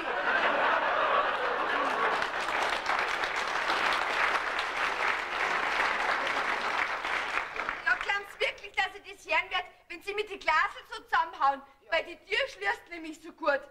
Ich weiß was viel Besseres. Schmeißen sie an den Tisch um. Ich glaub, das fällt auf. Ach so. Du, den Stuhl schmeiß ich um, ist recht? Ja. Ja, also Poldi, komm, verschwind's. So. Oh. Ja, wer kommt denn da? Der Stefan. Ja, gute Nacht. Was haben's denn? Habe ich Sie beleidigt, weil Sie gar so unfreundlich sind? Gute Nacht. Jetzt bleibst du doch einen Moment da. Der darf mir nicht auskommen. Guten Abend, Stefan. Wollen Sie einen Moment reinkommen und mit mir reden? Es ist schon spät, ich muss gehen, Frau Lisa. Aber ich bitte Sie einen Augenblick. Kommen, Stefan. Nein, ich muss wirklich heim. So, da kommen Sie jetzt rein zu mir. Wissen Sie, ich bin nämlich ganz allein. Und da fürchte ich mich. Hallo, Sans. Warum? Weil sie alle im Stall sind. Die Bläs kriegt, wie mir scheint, Zwillinge, weil es gar so lang dauert. Ja, ich muss wirklich gehen, Frau Lisa. Nein! Ich meine, setzen Sie sich doch einen Moment da zu mir her. Na, unterhalten wir uns miteinander. Wissen Sie, wenn man redet, vergeht die Zeit auch viel schneller. Ich kann aber nicht da bleiben, ich möchte der Poldi nicht begegnen. Warum? Ja, ich bin nicht gut auf Sie zu sprechen. Gute Nacht. Da habe ich eine Idee. Eine großartige Idee. Wenn Sie auf ein Mädel nicht gut zu sprechen sind, können Sie sich doch erst recht gut mit einer anderen unterhalten. Da ärgert sich Ihr Mädel recht. Ja, ärgern soll sie sich. Das hat's verdient. Na, und wann ärgert sich ein Mädel am meisten? Wenn der Bursch ihr zeigt, dass er überhaupt nicht mehr an sie denkt. Ja, wenn der sich mit einer anderen abgibt, da kann ein Mädel sich ärgern, sage ich Ihnen. Ich weiß das aus eigener Erfahrung. Ja, wenn die Sache so ist, dann bleibe ich einfach ein bisschen bei einer da. Gott sei Dank. Warum haben Sie sich denn geärgert über die Poldi? Ja, weil... Naja, Sie haben mir doch den Rat gegeben, ich soll der Poldi, wenn ich um ihre Hand heute ein Busseil geben. Ja. Ja, ich hab gefolgt, ich habe ihm ihre Hand angehalten und... Und? Sie haben mir ihre Hand gegeben. So? Ja, aber ins Gesicht. Stefan, da ist doch wirklich nichts dabei. Das ist so eine Beleidigung und Sie sagen, da ist nichts dabei. Das wird Ihnen noch öfter passieren. Ja, auf jeden Fall nicht mehr von der Poldi. Die schaue ja gar nicht mehr an. Ein schöner Rat haben sie mir da gegeben. Schwer geht's. Was denn? Mein Herz, da habe ich manchmal so Beklemmungen. Sind Sie verliebt? Hätten Sie was dagegen? Aber woher denn? Jetzt sagen Sie mal, wie ist denn das? Haben Sie Ihren Buben auch schon eine runtergehauen? Nur wenn es unbedingt notwendig war. Aha. Dann sind Sie auch so eine Schlagfertige. Sind nämlich alle Madler so rabiat. Bloß die was auf sich halten. Aber passen Sie auf, dass der Stuhl nicht umfällt, ja? Ja, der ist ja nicht aus Glas. Nein. Ja, dann können wir die ganzen Madel gestohlen bleiben, ich will ja sanfte. Du siehst ja, jetzt können wir alle weiter gern haben. Haben Sie so viele Mädel gern, ja? Wenn ich dran denke, dass ich mir von der Poldi an so einen Schimpf hab gefallen lassen, dass ich meine Überraschung so blöd war und dir eine kleine saftige Gruppe gesagt habe, da krieg ich so ein Wort, dass ich alles zusammenhauen kann. Noch nicht. Ich meine, das wäre einfach noch zu früh. Zu früh? Zu was? Zu früh, dass Sie sich so aufregen. Ich meine, wo Sie doch noch gar nicht wissen, warum Sie die Watschen bekommen haben. Ja, wegen dem Busserl halt. Also wenn man wegen jedem Busserl eine Watschen kriegt, da pfeife ich doch auf die ganze Liebe. Auf Regen folgt Sonnenschein und da werden Sie sehen, wie Sie über die Watschen noch einmal lachen. Da gibt's nichts zum Lachen. Wenn sie ein Mod ist von seiner Braut gefallen lassen, dann macht die nach der Hochzeit noch ganz andere Sachen mit ihm. Ja, der haut dann womöglich mit der Pfanne über den Kopf oder so. Eine Wut hab ich. Leise. Leise. Warum? Schlaft doch niemand. Niemand. Aber meine Nerven. Ich vertrage einfach kein Gepolter. Jetzt setzen Sie sich einmal her, Stefan, und lassen Sie sich von mir erzählen. Also, die Poldi, die wäre über das Busserl gar nicht böse gewesen. Na, im Gegenteil, die wäre glücklich gewesen. Geh, woher wollen denn Sie das wissen? Das hat sie mir selber gesagt. Ja, ich mein, das interessiert mich zwar überhaupt nicht, aber wissen möchte ich doch, was gesagt hat. Mein Rat war gut. Sehr gut sogar. Ja, das habe ich gespürt. Ja, die Poldi war halt nur so furchtbar eifersüchtig, dass sie nicht mehr gewusst hat, was sie macht. Eifersüchtig? Ja, warum? Wann und warum ist ein Mädel schon eifersüchtig? Doch nur, wenn sie ihren Buben wirklich von Herzen gern hat. Na, wenn sie ihn keiner anderen gönnt. Nicht einmal einen Blick von ihm gönnt sie einer anderen. Geschweige denn einen Blick von ihm auf der anderen ihre Unterwäsche. Was? Die Poldi hat durch einen dummen Zufall gesehen, wie sie sich dann meine Unterwäsche angeschaut haben, die sie bestellen wollten. Das hat die gesehen. Ja, und da ist ihr so die Eifersucht ins Blut geschossen, dass sie ganz unglücklich war. Wirklich? Weil sie sind ihr doch das Liebste auf der Welt, hat sie gesagt. Und wenn sie nicht kriegt, wird sie eine alte Jungfer. Hat's gesagt? Ja, sie hat sie doch zum Fressen gern. Deswegen haben sie die Watschen bekommen. Deswegen? Ja. Meine Freundin Lisa ist ein sehr liebes Mädel, ich muss ihnen einfach Fußball geben. Mein Poldi, ich hab die kleine Watschen schon lang vergessen. So, die kleine Watschen hast du vergessen. Vielleicht merkst du die zwei großen besser. Jetzt hab ich's. Lisa, lassen Sie ihn doch mit Ihren Vorschlägen einmarinieren. Wenn ich noch einmal auf den Gedanken kommen soll zu heiraten, dann hau ich mir selber aber runter. So, und jetzt geh ich und trink auf eine ewige Junggesellschaft.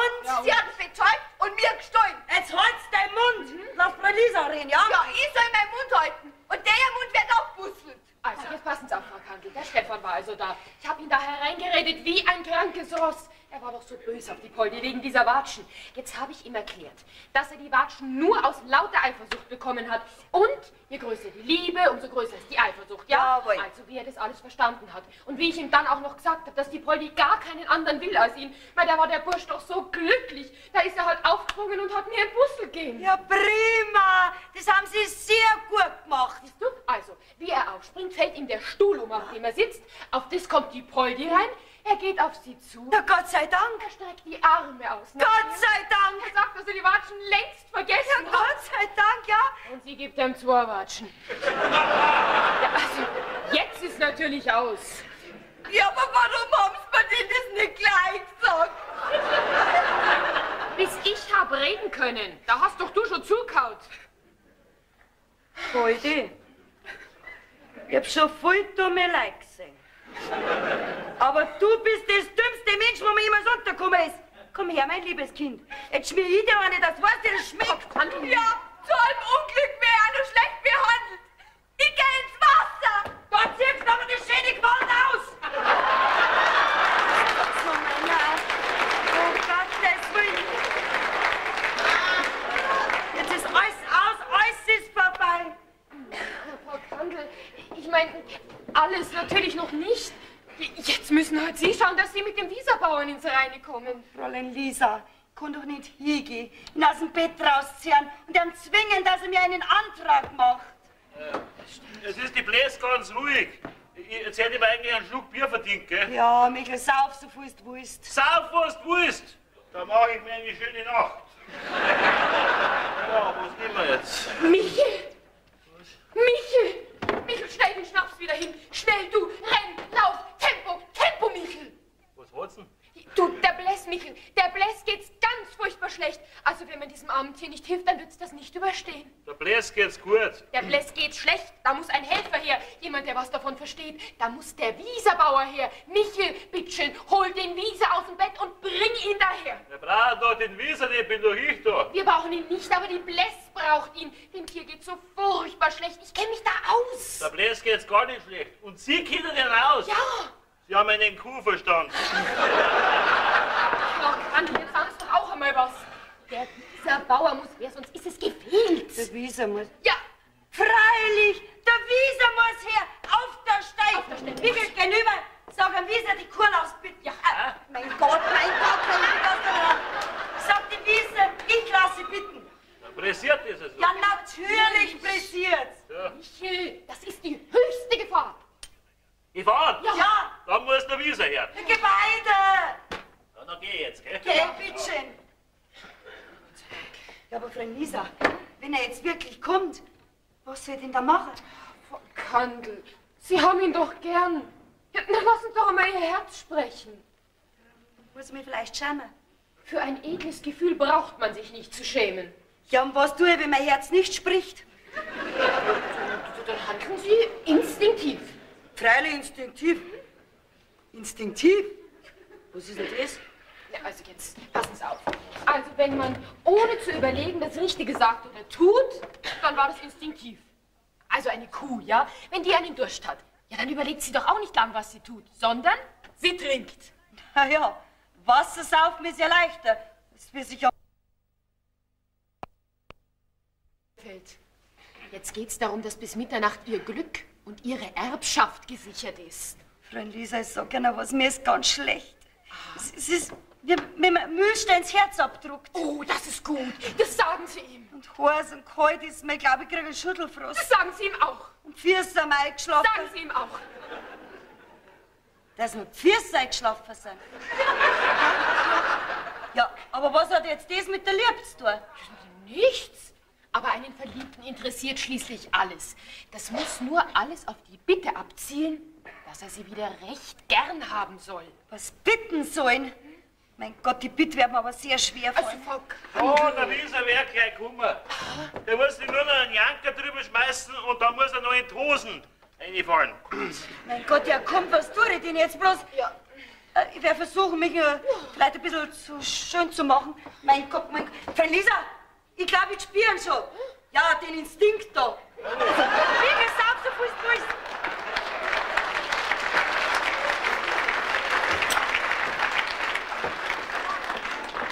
Was hat die gesagt? Sauf, was du willst. Ja. Eine Serie von... Jetzt, wo ich saufen darf, wo ich will, jetzt will ich gar nichts mehr. Ja, ich sag's ja. Es ist halt nicht das Richtige. So ist es, Michel. Wenn man lange um was